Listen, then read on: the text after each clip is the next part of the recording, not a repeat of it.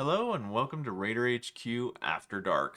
I'm your host Raider, and today I'm going to be talking to you about my arch nemesis, Promulgation and Authorization. This video is the third and final in the series of the VA claims process overview. And I should start out by saying that I have a clear bias. So I'm going to try to be as neutral as possible, and I don't know everything there is to know about this job other than it annoys the crap out of me. The people do. Um, but I would like to say that not every single regional office calls, they have different names for this stage of your claim. Some people call it just authorization. My regional office calls it promulgation and authorization. So I'm going to start out a little bit differently for this video because I want to try to give some of these tool sheds a fair shake and explain their very annoying job to you. So typically the authorizer, okay, portion of it is they have certain job duties. The responsibility for ensuring the VA makes a decision to award or deny entitlement benefits for each issue on a claim that a claimant raises, basically. So this is kind of telling you what they must do. They must address all issues on the claim. So if you claim my foot has pain, my knee has pain, my like whatever you say on a claim submission or in a document on the same day of a claim submission, authorization's supposed to double check the rater, and this is a good thing. They're supposed to make sure that everything that was asked for was answered in the rating decision. So that is a great thing that they do. Um, and then they double check on like eligibility to criteria, any rating decisions. Like they check everything. They're the double check team. That's why I call them I call them dates and times for a different reason. And then they're supposed to afterwards send you that 800-page decision letter that has like 12 sentences that you care about on it. Actions will be combined, a combination of awarding and denying. Okay, this is basic knowledge. All right, let me move on to the next one here. So this is the difference between promulgation and authorization. Promulgation is considered a VSR, so they're the VSR side of this. So this is their responsibilities. They're to attempt to identify any obvious errors. Well, unfortunately, they've never done the damn job before, so how the hell would they know? I'm sorry, apologize. I'm gonna keep it professional this time, okay? So what you have is you have the VSRs in constant fear of getting an error because they let something slip by. So because of this fear, this valid fear, they think everything is an error. So they keep kicking stuff back for deferrals because they have to find any errors and they have no working functional understanding of how the process works, so everything's an error to them. It's like they're a hammer and everything is a nail to them. So this is a kind of a list of their job duties, which is pretty much annoying me. And then you have like the senior VSRs who they're the authorizer. They authorize the award. They double check everything. Let me go to my handy dandy display. Okay, once again, NASA's at my door wanting to get a handle on this. Sorry, my dog's moving around. So the way that this works is rating will send a claim, will finalize a claim. And either if it's a complete claim, it will go through pass through to dates and times, the VSR portion of the process, and then they will start their review of the claim. If it's a partial rating, it can still go here, but they for the most part let them slip into the nether and go to the national work queue, and then later on they'll be given back to a different promulgation team.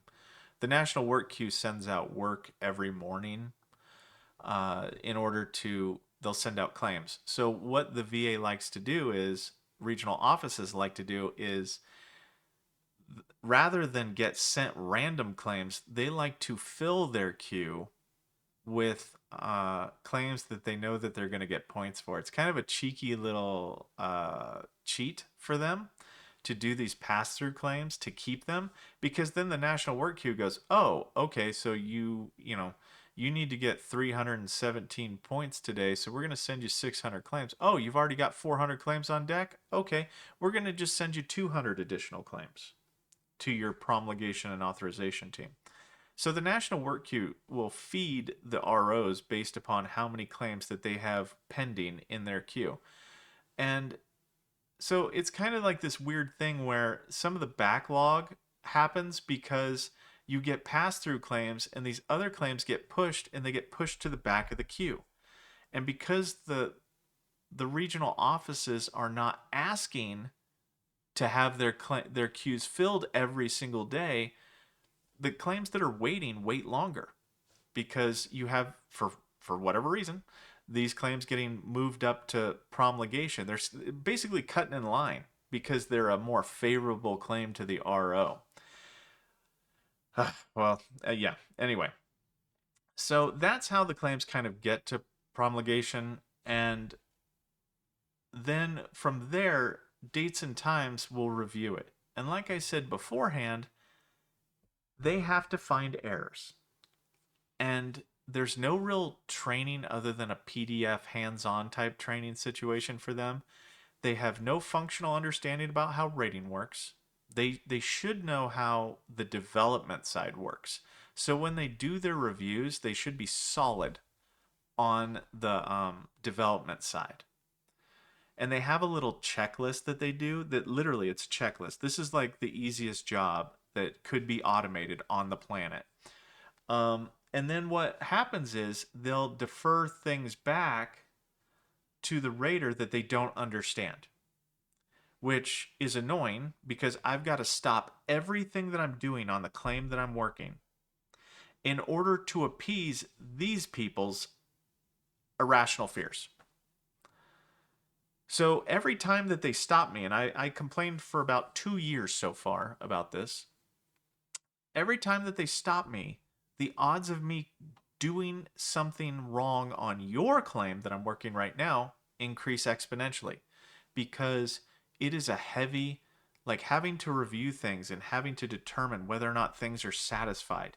You can lose your place quite easily if you're having to stop every 5 minutes to basically take a 5-year-old and go, nope, that's not how that works.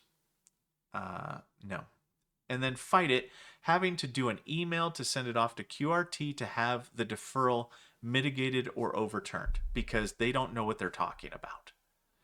To the point that they quote regulations wrong to you and they're like, you should have done this because of that.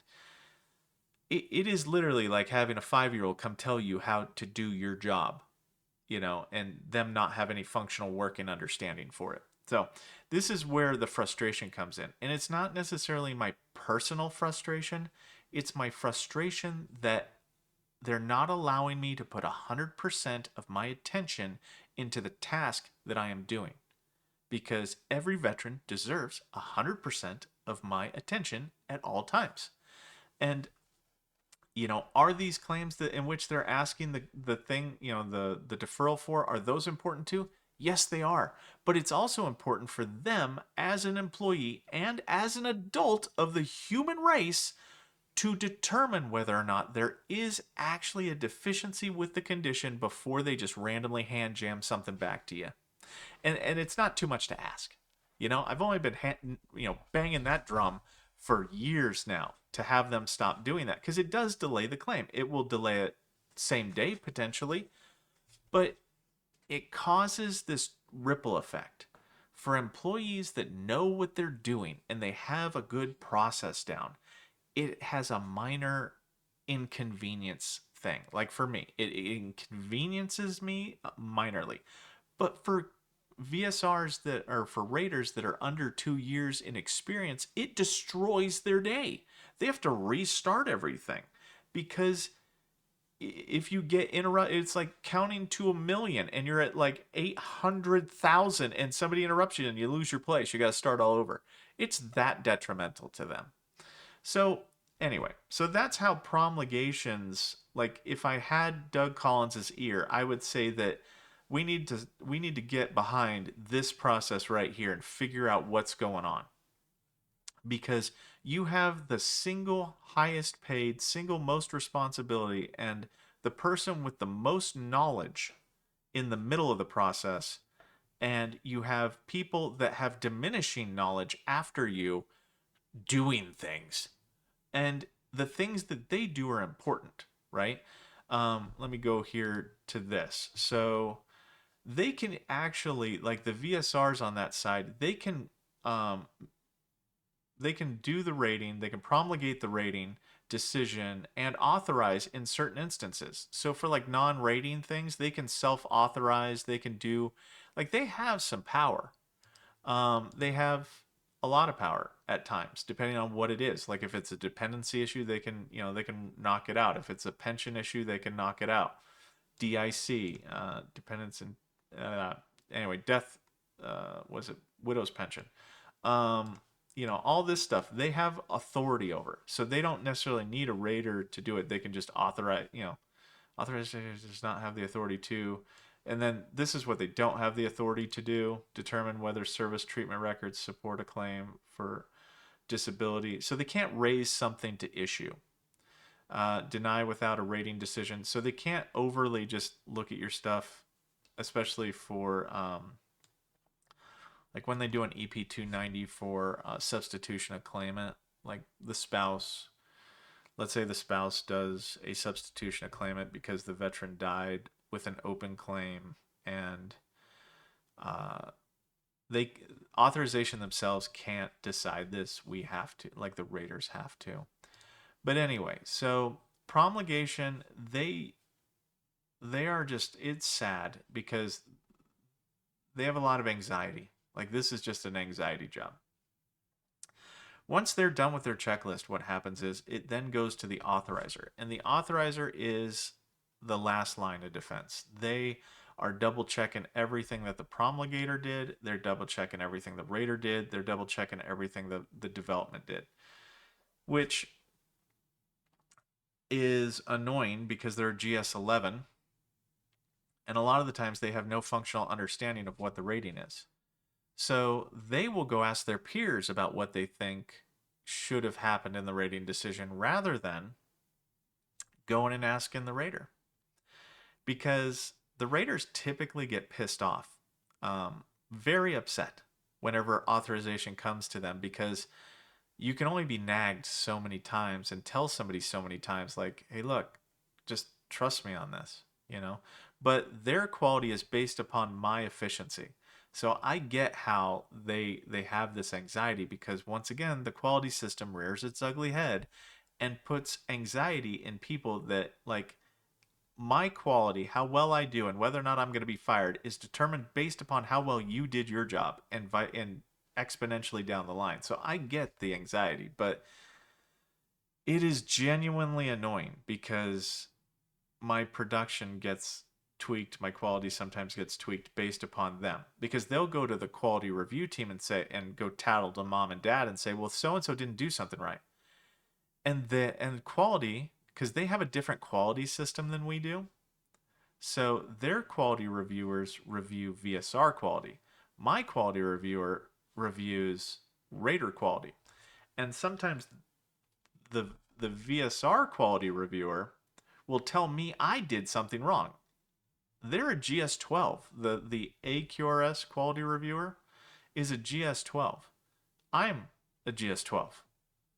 Like, how dare you tell me anything? Like, you don't do my job. Don't tell me nothing. Like, and that's where, like, the internal fighting that the general community doesn't know about is kind of weird. But so, and sometimes raters are wrong. Oftentimes raters can be wrong. It's not an ego thing. It's a, do you know that you're right before you pull a trigger on something that delays multiple human beings and interrupts their job? That's the issue that I have with it. So, anyway, so what happens with authorization is they have a unique deferral ability. So they can defer back to promulgation and say, hey, look, you didn't do this right. Can you do this? Or and at which point in time they can also, the promulgator can defer back to the rating department, or the authorizer can actually defer all the way back to the rater. So they have a little bit different route that they can take. But, and then there's no national work queue after this. Once it gets here, it either goes back to the rater or it goes forward. Like there's no bouncing back to the national work queue in this thing. This is a completely in-house process that doesn't require any tracked items, which would send the claim back to the national work queue. So that is about it for my promulgation authorization review. Once they're done, they send the claim out and it goes, you get your 800-page letter sent to you. But that's basically it. And the thing I wanted to reiterate is deferrals go backwards. They never go forwards. Okay? There is something that the raters can do to where they want to talk to. There's a code sheet note that they can do where they free text in the code sheet note. Hey, VSR, could you send out a letter? That's not a deferral.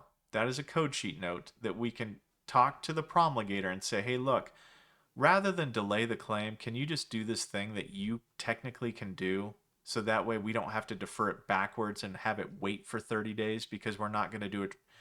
And the only time you can do this is if there's no tracked item that it would be generated to send it back to the national work queue. So if you're asking them for things that don't require a tracked item, you can do that on the code sheet note. It's a correspondence to the promulgator. That's different than a deferral because a deferral creates a tracked item. So, and deferrals only go backwards. But that's about all I got for you today. I'm going to try to put out a couple more videos today. You guys seem to be liking the quality stuff, so I'm going to put out the, just more topics. And I will get to the specialized requests like the IBS and GERD, how to get 30% or how to get, corresponding percents based upon the diagnosis. And I'll show the DBQs more. But anyway, that's all I got for you today. Do all the stuff, like, subscribe. If you guys want to hear more from me, just like, subscribe, do the YouTube stuff. And I really do appreciate it. Anyway, that's all I got. Raider out.